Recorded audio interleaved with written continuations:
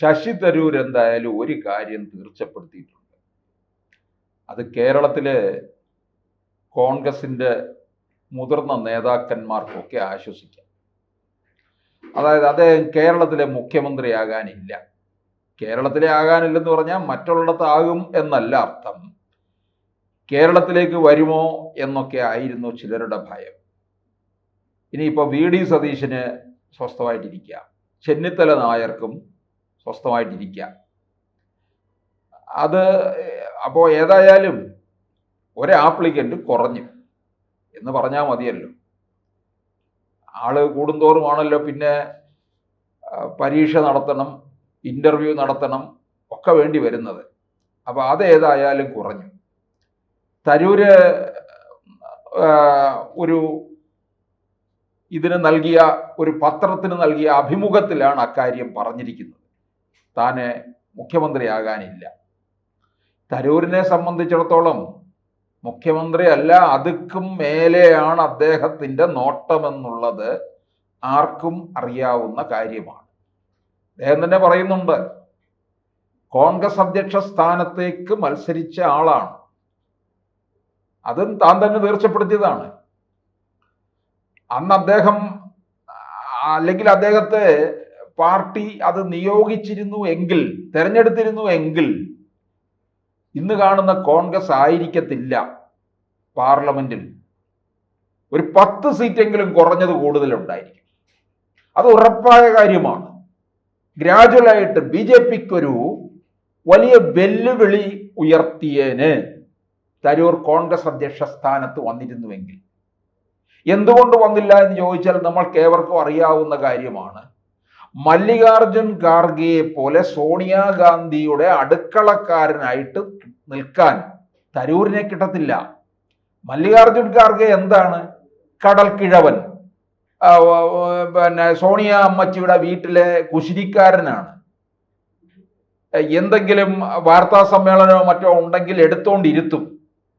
രാഹുൽ ഗാന്ധിയും സോണിയ അമ്മച്ചിയും പറഞ്ഞു കൊടുത്ത കാര്യങ്ങൾ അവിടെ വന്ന് മൊഴിയും. ഇത്രയേ ഉള്ളൂ. തരൂരിനെ എങ്ങനെ കിട്ടുമോ? തരൂരിനെ ഏൽപ്പിച്ചു കഴിഞ്ഞാൽ കോൺഗ്രസ് പാർട്ടി നെഹ്റു കുടുംബത്തിൽ നിന്ന് ഇറങ്ങി എന്നർത്ഥം. അത് നേരായ വഴികളിലൂടെ പോകും. അത് പിന്നെ രാഹുൽ ഗാന്ധിക്ക് അറിയാം. അതുകൊണ്ട് തന്നെയാണ് അത് ഏൽപ്പിക്കാത്തത്.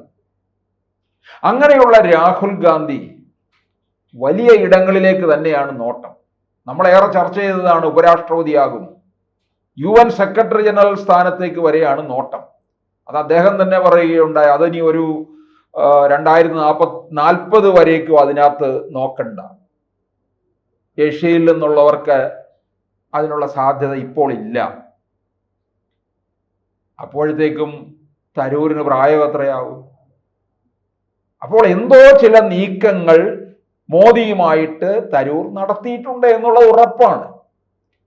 ഓപ്പറേഷൻ സിന്ദൂറിലൂടെ അദ്ദേഹം നടത്തിയ മികച്ച പ്രകടനം എന്ന് പറയുന്നത് നമ്മുടെ ഇന്ത്യയിൽ നിന്ന് പാകിസ്ഥാനിലേക്ക് വിട്ട മിസൈലുകളെക്കാൾ വലിയ ശക്തമായിരുന്നു എന്നുള്ളതാണ്. അദ്ദേഹത്തിന്റെ വാക്കുകൾ പോലും ചാട്ടുളി പോലെ നിന്നില്ലേ. ആ വാക്കുകളുടെ കൂരമ്പേറ്റ് പലരും പിടഞ്ഞു വീണു എന്നുള്ളതാണ്. ഓപ്പറേഷൻ സിന്ദൂറിലൂടെ വിദേശത്തേക്കൊക്കെ പോയപ്പോൾ അദ്ദേഹത്തിന് കിട്ടിയ വരവേൽപ്പ്, ജനങ്ങള് ഹർഷാരവത്തോടാണ് അദ്ദേഹത്തെ എതിരേറ്റത്. അത് നമുക്കറിയാം. തരൂര് തിരുവനന്തപുരം പാർലമെന്റ് മണ്ഡലത്തിൽ ഒതുങ്ങി നിൽക്കുന്ന ഒരാളല്ല. അദ്ദേഹം എത്രയോ ഉയരങ്ങളിൽ പോയി വിശ്വപൗരനായതിനു ശേഷമാണ് തിരുവനന്തപുരം പാർലമെന്റ് മണ്ഡലത്തിൽ മത്സരിക്കാനായിട്ട് 2009 എത്തുന്നത്. എത്തിയപ്പോൾ അതിനിടെ തന്നെ കോൺഗ്രസ്സുകാർക്ക് ഹാലിളകി തുടങ്ങി.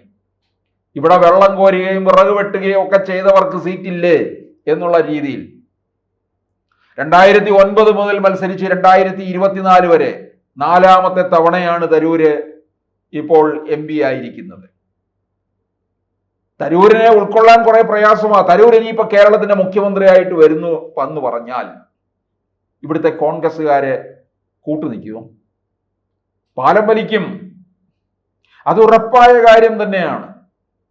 ഇടയ്ക്ക് തരൂര് കേരള മുഖ്യമന്ത്രി പദത്തിലേക്ക് മോഹിച്ച് കേരളത്തിലൊരു യാത്ര നടത്തി സാദിഖ് അലി തങ്ങളെയും പെരുന്നയിലെ പോപ്പിനെയും ഒക്കെ കാണുകയും പെരുന്നയിൽ നിന്ന് സർട്ടിഫിക്കറ്റ് വരെ പ്രത്യേകമായിട്ട് കിട്ടുകയും നല്ല നായരായിട്ട് അംഗീകരിക്കുകയും ഒക്കെ ചെയ്തത് നമുക്കറിയാവുന്ന കാര്യം തന്നെയാണ്.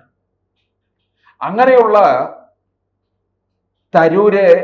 തരൂര് മനസ്സിലാക്കുന്നുണ്ട് കേരളത്തിൽ ഇപ്പോൾ കോൺഗ്രസിന് അനുകൂലമായ ഒരു രാഷ്ട്രീയ കാലാവസ്ഥയിലല്ല. അത് ഉറപ്പാണ്. തരൂര് കോൺഗ്രസിൽ നിന്നുള്ള ഒരു മാനസികാവസ്ഥ മാറിക്കഴിഞ്ഞു. കേരളത്തിൽ ഒരുപക്ഷെ 2026 കോൺഗ്രസിന് വേണ്ടത്ര സീറ്റ് പിടിക്കാൻ കഴിയത്തില്ല എന്ന് കണക്ക് കൂട്ടുന്നുണ്ട്. BJP കേരളത്തിൽ നല്ല ഇടം പിടിക്കുന്നുണ്ട്. BJP പിടിക്കുന്ന വോട്ട് നമ്മൾ നോക്കണം. വിജയം ഉണ്ടാകുന്ന ഇടങ്ങൾ നമ്മൾ നോക്കണം. ഇവിടെയൊക്കെ UDF-നായിരിക്കും കനത്ത നഷ്ടം സംഭവിക്കാൻ പോകുന്നത്. BDJS NDAയുടെ ഭാഗമായപ്പോൾ തന്നെ BDJS മത്സരിച്ച ഇടങ്ങളിലൊക്കെ നിയമസഭാ സീറ്റുകളിലൊക്കെ UDF-ന് പരാജയമാണ് ഉണ്ടായിട്ടുള്ളത്. അത് ഇത്തവണ ആവർത്തിക്കും. കാരണം BJP-യെ സംബന്ധിച്ചിടത്തോളം അവര് വോട്ട് വിഹിത വർധനവെന്ന് പറയുന്നില്ല, ഇപ്പോൾ വിജയം എന്നാണ് പറയുന്നത്. 20 നിയമസഭാ സീറ്റുകളിലാണ് അവർ ഏറ്റവും കൂടുതൽ നോട്ടമിട്ടിരിക്കുന്നത്. 11 നിയമസഭാ മണ്ഡലങ്ങളിൽ 1-ാം സ്ഥാനത്തായിരുന്നു ലോക്സഭാ തെരഞ്ഞെടുപ്പില്. 9 മണ്ഡലങ്ങളിൽ 2-ാം സ്ഥാനത്തും. ഈ 2-ാം സ്ഥാനത്തെന്നുള്ളത് 1-ാം സ്ഥാനവുമായിട്ട് വലിയ അന്തരമൊന്നുമില്ല. അതുകൊണ്ട് 20 സീറ്റ് ആഞ്ഞു പിടിച്ചു കഴിഞ്ഞാൽ നേടിയെടുക്കാവുന്ന രീതിയിലാണ്. അപ്പോൾ കേരളം ഭരിക്കുന്നത് ആരായിരിക്കും എന്ന് തീർച്ചപ്പെടുത്താൻ BJP-ക്ക് പവർ ഉണ്ട് എന്ന് തെളിയിക്കും. അതാണ് അമിത്ഷാ പറഞ്ഞിട്ട് പോയത് 2026 BJP കേരളം ഭരിക്കുമെന്ന്. അമിത്ഷാ പറഞ്ഞതുകൊണ്ട് ഞാൻ തമാശയായിട്ട് കാണുന്നില്ല, വളരെ ഗൗരവത്തിൽ തന്നെയാണ് കാണുന്നത്. കാരണം പറഞ്ഞത് അമിത്ഷായാണ്. വെറും വിടുവായുത്തരം പറയുന്ന ആളല്ല അമിത്ഷാ. അങ്ങനെ വിടുവായുത്തം പറയേണ്ടതായ ആവശ്യവുമില്ല എന്ന് അമിത്ഷായ്ക്ക് അറിയാം. കാര്യങ്ങൾ മുഴുവൻ കണക്ക് കൂട്ടിക്കൊണ്ട് തന്നെയാണ് പറയുന്നത്. കേരളത്തിന്റെ പൾസ് മനസ്സിലാക്കിക്കൊണ്ടാണ് പറയുന്നത്. അങ്ങനെ BJP മുന്നേറ്റം കുറിച്ചിരിക്കുന്ന ഇടത്തേക്ക് UDF-ന് കനത്ത നഷ്ടം സംഭവിക്കും എന്ന് തരൂർ മനസ്സിലാക്കും. അങ്ങനെ മനസ്സിലാക്കിയത് കൊണ്ടുകൂടിയാണ് തരൂർ പറഞ്ഞത്, ഞാൻ കേരളത്തിന്റെ മുഖ്യമന്ത്രിയാകാനില്ല, അതിനപ്പുറത്തേക്കാണ് ഞാൻ നിൽക്കുന്നത്. അങ്ങനെയുള്ള ഒരാൾ ഞാൻ ഇനി എന്താ ഈ സ്റ്റേറ്റിലാണോ മുഖ്യമന്ത്രിയാകേണ്ടത്? തരൂരിന് MP സ്ഥാനം എന്ന് പറയുന്നത് വളരെ ചെറിയൊരു ഇത് മാത്രമാണ്. അദ്ദേഹത്തിന്റെ ബയോഡേറ്റയിലെ ഏറ്റവും അവസാനത്തെ ഒരു കാര്യം മാത്രമാണ്. അതുകൊണ്ട് കേരളത്തിൽ കോൺഗ്രസിന്റെ പ്രസക്തി നഷ്ടപ്പെട്ടുകൊണ്ടിരിക്കുന്നു എന്ന് തരൂരും മനസ്സിലാക്കുന്നു. അതുകൊണ്ട് തന്നെയാണ് ഈ മുഖ്യമന്ത്രി സ്ഥാനം എന്നുള്ളത് അദ്ദേഹം മാറ്റി വെക്കുന്നത്.